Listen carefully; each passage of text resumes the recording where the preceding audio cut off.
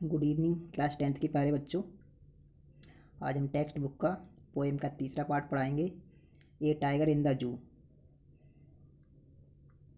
तो पहला पैसेज है, he stalks in his vivid stripes the few steps of his cage on pads of velvet quiet in his quiet rage. तो ये अपने अभी passage बोला था, इसी पैसेज के आधार पर आपको कुछ प्रश्न दिए हुए होंगे, उन प्रश्नों के उत्तर आपको इसी के आधार पर देना है। पहला प्रश्न है, who was walking in the forest. Who was walking in the forest यानी जंगल में कौन टहल रहा था। तो इसका सही आंसर है tiger was walking in the forest यानी जंगल में जो है बाघ टहल रहा था। प्रश्न दूसरा है, what did tiger seem but remain quiet यानी चीता कैसा प्रतीत हो रहा था किंतु शांत था।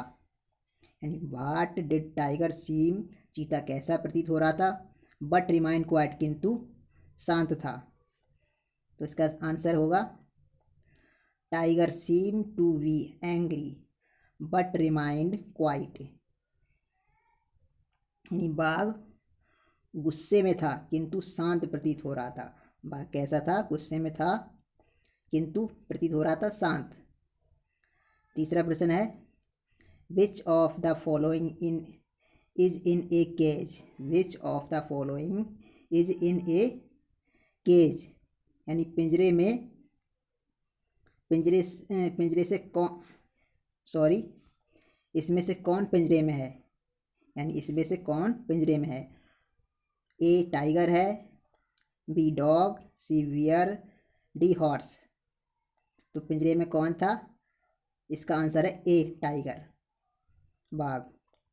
प्रश्न चौथा है, which types of stripes were there on tiger's body यानी चीते के शरीर पर कैसी धारियां हैं। चीता है जो उसके शरीर पर है, वो धारियां किस प्रकार की, किस तरह की बनी हुई हैं। तो इसका आंसर है the stripes on tiger's body are very brighty यानी बाघ के शरीर पर बनी धारियां बहुत चमकीली हैं। पैसेज दूसरा देखते हैं, stanza. He should be lurking in shadow sliding through long grass near the water hole where plump deer pass. तो इसमें पहला प्रश्न है, in this stanza about which tiger is the poet talking. In this stanza यानी इस पद में, about which tiger is the poet talking यानी कवि किस चीते के बारे में बात कर रहा है। तो इसका आंसर है in this stanza the poet is talking about the forest tiger यानी इस पद्यांश में जो पैराग्राफ दिया हुआ है, कवि जंगल के बाघ के विषय में बात कर रहा है। प्रश्न दूसरा है, who is he in this stanza.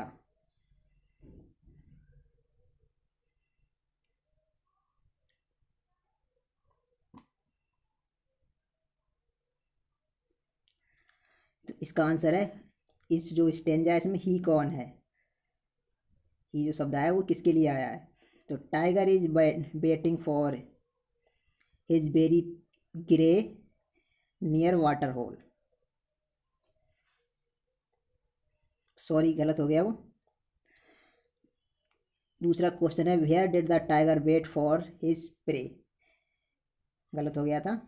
प्रश्न दूसरा, where did the tiger wait for his prey.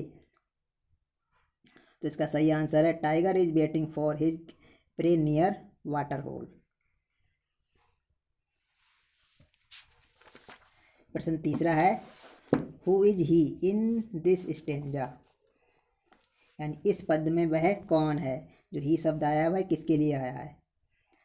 तो he refers to the tiger in the stanza यानी इस पद्यांश में वह शब्द जो आया बाघ के लिए आया, बाघ के लिए संबंधित है यानी बाघ के लिए आया है।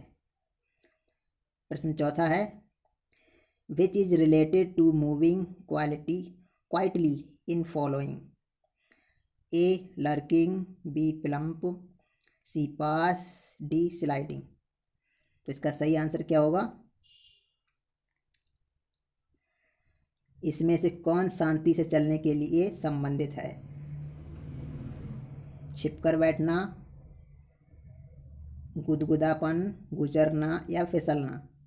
तो इसका सही होगा स्लाइडिंग यानी फिसलना।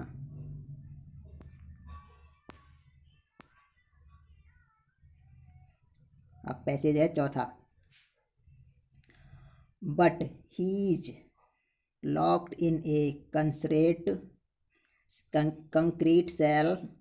His strength behind bars, stalking the length of his cage, ignoring visitors. अब इसका इसी के आधार पर प्रश्न है पहला। The tiger was ignoring the visitors, यानी बाघ है जो आगंतुकों को अनदेखा कर रहा था।